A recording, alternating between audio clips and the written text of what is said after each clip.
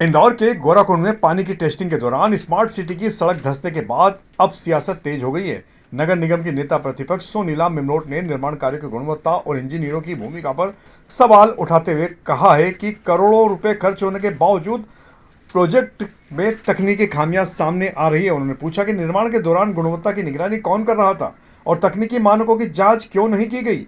विपक्ष ने पूरे मामले की तकनीकी जांच कराने और लापरवाही के लिए जिम्मेदार इंजीनियरों की जवाबदारी तय करने के साथ लापरवाही बरतने वाले अधिकारियों पर भी कार्रवाई की मांग की है। मुझे तो ये स्मार्ट शब्द से बहुत डर लगने लगा है। स्मार्ट सिटी के तहत अभी तक जितने भी कार्य इंदौर में हुए हैं, हम देखते हैं उसने इंदौर को स्मार्ट नहीं और बद से बदतर बनाया है। 3 साल पहले बनी सड़क और अभी वहाँ पर नर्मदा की लाइन डाली गई और जब उसकी टेस्टिंग की गई तो पूरी सड़क उखड़ के बाहर। वो तो गनीमत है, भगवान की दया है कि किसी को जनहानि नहीं हुई, लेकिन ये जो स्थिति है ये इस तरह की है कि किसी भी समय हमारे इंदौर को कोई सी भी बड़ी घटना घटित हो सकती है। इतनी बुरी स्थिति में इंदौर शहर को लेकर आ चुके हैं हमारे नगर निगम वाले और हमारे स्मार्ट सिटी के जितने भी पदस्थ लोग हैं वो सब जिम्मेदार हैं इसके। इंदौर के गोराकुंड में पानी की टेस्टिंग के दौरान स्मार्ट सिटी के करोड़ों की सड़क धंसने के बाद रहवासी और व्यापारी भी विरोध में उतर आए हैं। लोगों का आरोप है कि सड़क ऊपर से मजबूत दिखती है लेकिन नीचे पर्याप्त बेस नहीं बनाया गया। पानी का दबाव पड़ते ही सड़क धंस गई। रहवासियों ने 40 करोड़ की लागत वाली सड़क की गुणवत्ता पर तमाम सवाल उठाते हुए निर्माण सामग्री और बेस की जांच की मांग की है। उनका कहना है कि सड़क की सिर्फ मरम्मत नहीं बल्कि पूरी संरचना की जांच बेहद जरूरी है ताकि भविष्य में कोई बड़ा हादसा न हो। कल सुबह 7 सवा 7 बजे क्या हुआ कि एकदम जब यहाँ से पब्लिक निकल रही थी तो रोड में से एकदम पानी निकला बाहर। तो पानी निकलने से रोड की जो यातायात था पूरा रुक गया था। देखा तो इस कदर पानी निकला कि जैसे कुछ बड़ा ब्लास्ट हुआ और अंदर नीचे रोड धंस गई थी। बसें निकलने लगी, गड्ढा होने लगा। तो यहाँ पे हमने और रहवासियों ने मिलकर बैरिकेडिंग की जिससे कुछ जनहानि ना हो। जी, कुछ आवाज़ आई थी यहाँ पर जब? आवाज़ कुछ भी नहीं है, पर जिस तरीके से लोग खड़े हुए थे और उन्होंने बताया कि रोड 4-5 इंच ऊपर उठ गया था, तो बड़ा अलग ही माहौल देखने, जैसे कोई भूकंप के झटके लगते हो वैसा माहौल देखने को मिला था यहाँ पे। स्मार्ट सिटी बना रही है रोड किसने है? किसके तहत बनी है रोड? ये स्मार्ट सिटी के तहत ही बनी हुई है रोड। क्या है आदर्श सड़क बोलते उसको 40 करोड़ रुपए से बनकर तैयार होती है। लग रहा था इसे देखिए कि ऐसी स्थिति 40 करोड़ रुपए की सड़क आप राजवाड़े अपने कृष्णपुरा छतरी से लेके तो बड़ा अंतर देखिए। कभी हमें तो लगा नहीं कि 40 करोड़ रुपए की लागत इस रोड पे लगी हो। स्मार्ट सिटी के हिसाब से प्रोजेक्ट बराबर तैयार नहीं हुआ है। आम पब्लिक परेशान है, पार्किंग की तकलीफ है, पानी की तकलीफ है, रोड जाम होता है। दिन भर व्यापारी सड़क पे आके रोड चालू कराते गोराकुंड चौराहे के ऊपर। कल क्या हुआ था? कल पानी आया यहाँ पे, हम तो घर से आए जब देखा तो बहुत माहौल खराब था। यहाँ पे प्रशासन काम में लगे हुए, सब दीपापोती कर रहे थे इसको। अभी बहुत से काम बाकी स्मार्ट सिटी के इस एरिया के, तो ट्रैफिक या फिर रोड ही नहीं बना बराबर। अभी ये उबड़ा खाबड़ है। कहाँ से कहाँ तक की कनेक्टिविटी है इस रोड की? इस रोड की मंदागा थाने से राजपेटा तक की कनेक्टिविटी थी।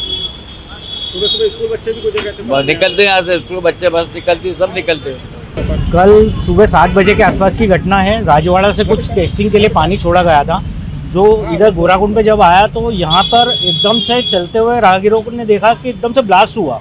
पानी नीचे से निकला और देखते ही देखते वहाँ पर कम से कम 2.5 से 3 फीट गहरा गड्ढा भी हो गया और पूरा पानी हमारे मार्केट के अंदर चले गया, जो कि आसपास के घरों के अंदर, बहुत कुछ घरों के अंदर पानी भी गया है। गोराकुंड चौराहे पे कम से कम 3 फीट पानी भर चुका था। धीरे धीरे पानी निकला है, बाद में पैचवर्क हुआ है, वो पता नहीं अगली बार वापस से हुआ तो वापस से पानी निकलेगा ही निकलेगा, क्योंकि नीचे से इन्होंने पैक नहीं करा है। केवल आके इसको तोड़ के वापस से इसके ऊपर मुरम मिट्टी बिछा के पैचवर्क लिपापोती करके चले गए। यहाँ पे स्मार्ट सिटी के नाम पे सिर्फ जीरो है। यदि इसको खोद के यदि देखा जाए तो इसके अंदर आप पोल पट्टी के अलावा कुछ भी नहीं मिला। पूरी लीलापोती करी हुई। इसको उखाड़ के देखेंगे तो आप खुद दंग रह जाएंगे क्या हुआ इसके अंदर। कुछ भी यहाँ से प्लानिंग से काम नहीं किया गया है। और इंदौर नगर निगम में नामांतरण गड़बड़ी के मामले में निगम की जांच के बाद कर्मचारियों पर कार्रवाई के बाद नेता प्रतिपक्ष सोनीला मिमरोट ने जांच की निष्पक्षता पर सवाल उठाए हैं। उन्होंने आरोप लगाया कि जिन अधिकारियों की आईडी का इस्तेमाल कर नामांतरण में बदलाव किए गए उनकी भूमिका की जांच क्यों नहीं की गई और अगर जांच की गई तो उन पर कार्रवाई क्यों नहीं हुई। आखिर निगम के अधिकारियों को क्यों बचाया जा रहा है। मिमरोट ने कहा कि निगम में घोटालों के मामले में छोटे कर्मचारियों पर अक्सर कार्रवाई होती है और बड़े अधिकारियों को बचाने की हमेशा कोशिश रहती है। उन्होंने पूरे मामले की निष्पक्ष जांच कर हर स्तर पर जिम्मेदारी तय करने की भी मांग की है। संतुष्ट कैसे हुआ जा सकता है? जिस आईडी से इस तरह के घोटाले प्रतिपादित हुए हैं उस आईडी के संबंधित अधिकारी पर कोई कार्रवाई क्यों नहीं की गई? बिना ऊपर से बिना हमारे अधिकारियों के संरक्षण बिना इस तरह के घोटाले किस तरह से किए जा सकते हैं? आप संबंधित अधिकारी क्या सो रहे थे? क्या उन्हें नहीं पता था कि इतनी बड़ी धोखाधड़ी उनके आईडी के द्वारा की जा रही है? तो मुझे लगता है इस संबंध में जितने लोग भी संलिप्त हैं सब पर समान रूप से कार्रवाई होनी चाहिए। सिर्फ 1 या 2 पर कार्रवाई करके हम इतिश्री नहीं कर सकते और हम निलंबित कर दें, हम लोगों की सेवा समाप्त कर दें, उससे क्या होगा? अधिकारियों के ऊपर क्या कोई जवाबदेही नहीं है? संबंधित क्षेत्र के पार्षद, संबंधित क्षेत्र के जो व्यक्ति हैं, जो आपके उपायुक्त हैं, आयुक्त हैं, अपर आयुक्त हैं, उनकी कोई जिम्मेदारी नहीं है? आप लोगों के होते हुए आपके नाक के नीचे इंदौर शहर में नगर निगम में आए दिन घोटाले पर घोटाले उजागर हो रहे हैं, किए जा रहे हैं, तो आप क्या सो रहे हैं? कौन सी नींद में आप सोए हुए हैं? किस मद में हैं आप? इंदौर की जनता बड़ी उम्मीद से आपकी तरफ देखती है और आपने उनके लिए क्या किया है? तो हम इस पूरी प्रक्रिया से जो भी इन्होंने अभी किया है, रिपोर्ट भी दी है, तो ये अधूरी रिपोर्ट है। इस रिपोर्ट को और ज़्यादा गहनता से और ज़्यादा पारदर्शिता के साथ में भेजना ज़रूरी है और काम करना ज़रूरी है। महापौर पुष्पित भार्गव की अध्यक्षता में हुई एमआईसी बैठक में अनेक योजनाओं को मंजूरी दे दी गई है। पीपीपी मॉडल पर लक्ष्मण सिंह गौड़ उद्यान में इंटरनेशनल स्विमिंग पूल और फूटी कोठी फ्लाईओवर के नीचे स्मार्ट हब विकसित करने को मंजूरी दी गई। वहीं देवगुड़ालय में नारियल अपशिष्ट प्रसंस्करण संयंत्र, कनाड़िया, खजराना, लिंक रोड और नए मार्केट को भी स्वीकृति दी गई है। निजी दस्तावेज वाले वेद कॉलोनी के रहवासियों के संपत्ति कर खाते खोलने के मामले में आखिरकार उनसे संपत्ति कर वसूली के मामले में भी हरी झंडी मिल चुकी है। नामांतरण की एसओपी बनाने तथा 70 नई गेंट्री लगाने का निर्णय भी हुआ है। अनंत चतुर्दशी पर अखाड़ों की प्रोत्साहन राशि 15,000 से बढ़ाकर 21,000 रुपये कर दी गई है। नगर निगम इंदौर की एमआईसी की महत्वपूर्ण बैठक, जिसको हम आज मैराथन बैठक भी कह रहे हैं, उसमें कई ऐतिहासिक निर्णय इंदौर की स्वच्छता, पीपीपी मॉडल और रेवेन्यू जनरेशन की दृष्टि से लिए गए हैं। सबसे पहले रंजीत हनुमान मार्ग पर स्थित लक्ष्मण सिंह गौड़ उद्यान में जो अंतर्राष्ट्रीय स्तर का स्विमिंग पूल बना है, उसको संचालन करने हेतु टेंडर जारी करने की अनुमति हमने दी है। उसी प्रकार से शहर में संचालित सामुदायिक भवनों को संचालित करने की एसओपी बनाने के सुझाव और उनकी लिस्टिंग करने के निर्देश दिए हैं। साथ ही अवैध कॉलोनियां जो निजी भूमि पे कटी हैं, ऐसी कॉलोनियों के रहवासियों को जो उपयोग करता है उस आधार पर संपत्ति कर वसूलने का निर्णय भी लिया है। लेकिन मैं बहुत स्पष्टता से कहना चाहता हूं, किसी भी प्रकार की शासकीय, नजूल या निगम के स्वामित्व की भूमि पर रहने वाले लोगों को संपत्ति कर लेने का कोई निर्देश न हमने दिया है और नहीं लेने का निर्णय भी लिया है। शासकीय संपत्ति का दुरुपयोग नहीं हो, यह हम सबकी प्राथमिकता है। लेकिन अवैध कॉलोनियों में रहने वाले लोग निगम की सुविधाएं, शासन की सुविधाओं का लाभ लेते हैं, इसलिए वहां संपत्ति कर उनका खाता खोलकर लिया जाएगा, जिसमें रजिस्ट्रार कार्यालय को भी निर्देशित किया जाएगा कि ये केवल संपत्ति कर के लिए जारी की गई रसीद है।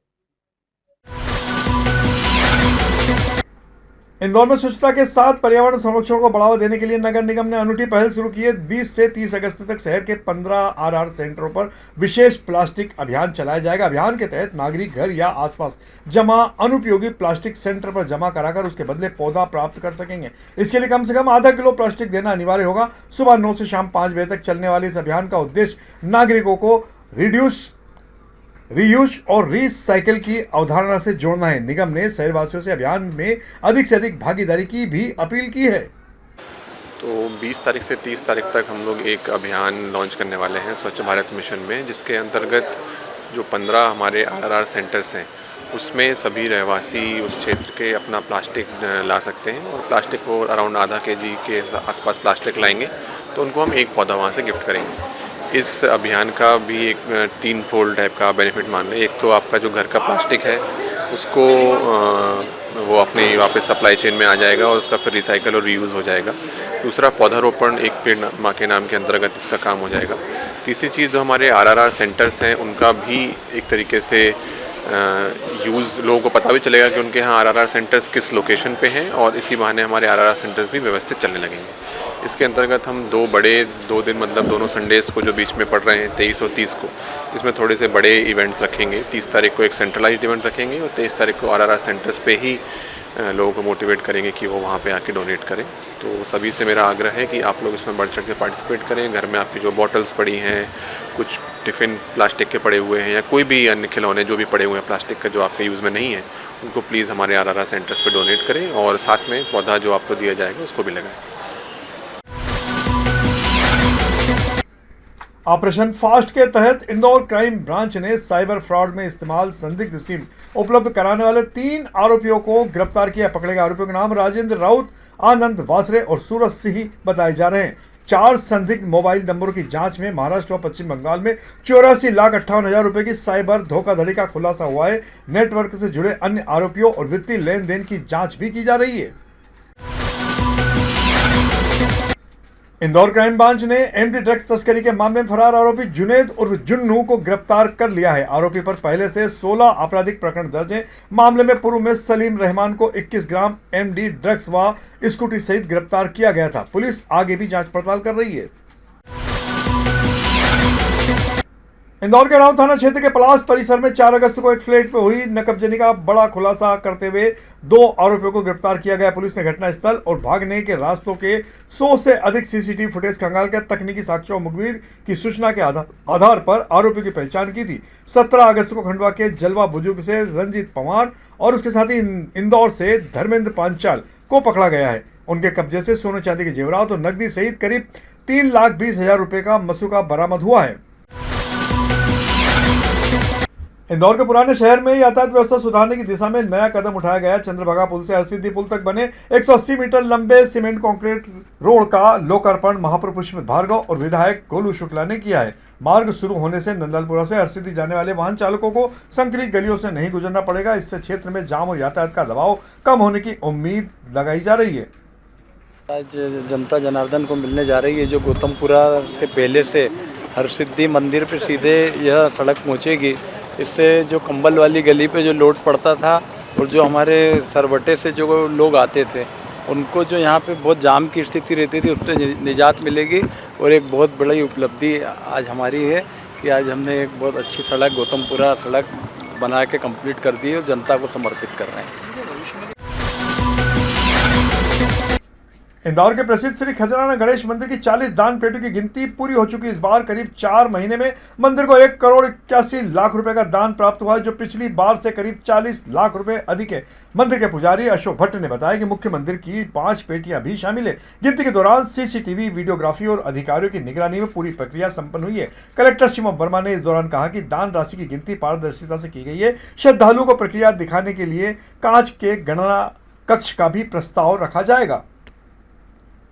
विश्व प्रसिद्ध तीर्थ स्थल श्री गणेश मंदिर खजराना पर जो दान पेटियां खोली जाती है साल में लगभग 3 बार खोली जाती है। और इस बार जो दान पेटियां खोली गई उसमें 10 तारीख को खोली गई थी और इसकी गणना कल पूरी हुई है 18 तारीख को।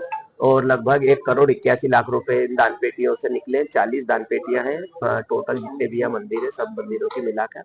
उसमें मुख्य मंदिर की भी 5-6 दान पेटियां हैं, इनको मिलाकर 1,81,00,000 रुपए दान प्राप्त हुआ। जी बिल्कुल, देखिए सभी भक्तजनों ने इस बार काफी जो दान की गणना भी हुई है वो भी काफी वृद्धि हुई है, उसमें अभूतपूर्व वृद्धि हुई है। तो इन सब की वृद्धि जो हुई है इसका अल्टीमेट लाभ जो हमारे भक्तजन है उनको दर्शन सुलभ हो, उनकी सुविधाएं बेहतर हो, इसके लिए हम लोग काम करेंगे। गणना के लिए आप बोल रहे हैं, बिल्कुल गणना हमारी पारदर्शी तरीके से हो और सीसीटीवी कैमरे कैसे कर सकते हैं तो इस प्रकार की भी हम लोग प्लानिंग कर रहे हैं। अभी मंदिर प्रबंध समिति की बैठक में भी है, उसमें भी सारे फैसले हम लोग लेंगे। कुमारी का जो सर वहाँ के कुछ इंदौर के प्रसिद्ध श्री खजराना गणेश मंदिर में चल रहे निर्माण और विकास कार्यों का भी कलेक्टर शिवम वर्मा ने बुधवार को निरीक्षण किया है। इस दौरान पत्रकारों से चर्चा में उन्होंने बताया कि मंदिर में मास्टर प्लान के तहत श्रद्धालुओं को सुगम दर्शन और बेहतर सुविधाएं उपलब्ध कराने के लिए कार्य किए जा रहे हैं। दर्शन व्यवस्था को व्यवस्थित करने के साथ श्रद्धालुओं के लिए आवागमन मार्ग पर आवश्यक सुविधाएं विकसित की जा रही है। आने वाले समय में वर्चुअल दर्शन की सुविधा भी प्रस्तावित है। इसके अलावा एक्टिविटी सेंटर और श्रद्धालु सुविधा केंद्र विकसित करने की योजना है। कलेक्टर ने कहा कि निर्माण कार्य लगातार जारी है और श्री खजराना गणेश जी की कृपा से श्रद्धालुओं को भविष्य में और सुविधाजनक दर्शन मिल सकेंगे। पहला चरण जो है वो प्रारंभ हो गया है।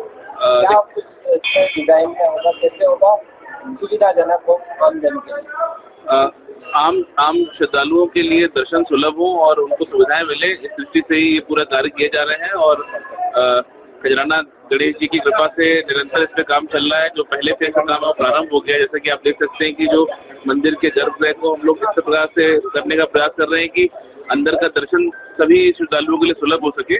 और साथ ही साथ कुछ हम लोग जो मार्ग के रास्तों में आने वाले कुछ फैसिलिटीज हैं उसके लिए भी हम लोग काम कर रहे हैं। माननीय मुख्यमंत्री जी के निर्देशन में लगातार इसमें हम लोग इसका जो सुविधाएं है उसको वृद्धि करके सुलभ बना रहे हैं। और इसमें आने वाले समय में कुछ दर्शन विभिन्न प्रकार के मतलब वर्चुअल दर्शन भी कराने का हमारा प्रावधान है। साथ ही साथ कुछ एक्टिविटी सेंटर और सभी श्रद्धालुओं के लिए एक सेंटर बनाने की भी इसमें योजना है। तो इस पूरे मास्टर प्लान के तहत इसमें जो जो घटक है उसको हम लोग शीघ्र पूर्ण करने का काम कर रहे हैं। अभी गर्भगृह में जो कार्य है वो प्रारंभ है और आज उसका अवलोकन भी किया गया, दर्शन भी किए गए और निश्चित ही मतलब आने वाले समय में हम श्रद्धालुओं को और बेहतर सुविधा और बेहतर दर्शन लाभ दे सकेंगे। यहाँ राशि की गणना हुई, जैसे तो सुविधाएं 3 इमली चौराहा पर आरटीओ एवं यातायात पुलिस ने संयुक्त चेकिंग अभियान चलाया। इस दौरान यात्री वाहनों और स्कूली बच्चों को ले जाने वाली वैनों की जांच की गई। बिना वैध परमिट संचालित एक बस भी जब्त की गई है, जबकि अन्य वाहनों पर भी कार्रवाई हुई है। अभियान में वाहन चालकों से 1,31,000 रुपए का जुर्माना भी वसूल किया गया है। जांच अभियान आगे भी चलने की बात कही जा रही है। सावन के पावन महीने में इंदौर के समाजवाद नगर स्थित श्री बड़े रणजीत हनुमान मंदिर में चल रही शिव महापुराण कथा में बुधवार को तीसरे दिन व्यासपीठ पर विराजित संत श्री गोपाल राम जी महाराज ने भगवान श्री नारायण के सत्यनारायण होने की कथा का विस्तृत विवरण सुनाया। अंतर्राष्ट्रीय राम स्नेही संप्रदाय के विद्वान युवा संत श्री राम गोपाल महाराज एवं बाल संत श्री गोविंद राम जी महाराज के सानिध्य में श्रद्धालु मधुर कथा का रोजाना रसपान कर रहे हैं। कथा का समापन 23 अगस्त को किया जाएगा। संत श्री गोपाल राम जी महाराज ने कहा कि शिव महापुराण कथा का श्रवण करने का सौभाग्य बहुत कम लोगों को मिलता है, लेकिन सावन में भगवान शिव की पूजा के साथ साथ शिव महापुराण कथा श्रवण का लाभ तो बड़े ही सौभाग्य की बात है। शिव कथा जीवन की व्यथा को मिटाने तथा भक्ति, सद्बुद्धि और दुखों से मुक्ति के साथ सुख शांति समृद्धि प्रदान करने वाली कथा है। सावन मास में शिव महापुराण कथा के श्रावण एवं महात्म्य और भी बढ़ जाता है। सावन में भगवान शिव की पूजा का विशेष महत्व है।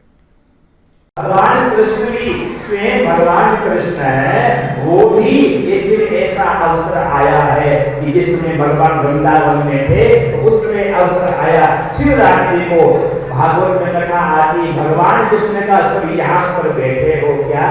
अरे चलो चलो अंबिका वन में चलो, वहाँ शिवरात्रि का समय है और वहाँ जाकर के भगवान शिव की पूजा करेंगे। तो सबके सब पूजा के लिए उनका निकलना हुआ है करके और एक यात्रा की और हम चलते हैं। तो सबको भगवान कृष्ण का चलो चलो अंबिका वन में जाएंगे, शिवरात्रि के समय शिव का नाम भजन करेंगे और पूजा।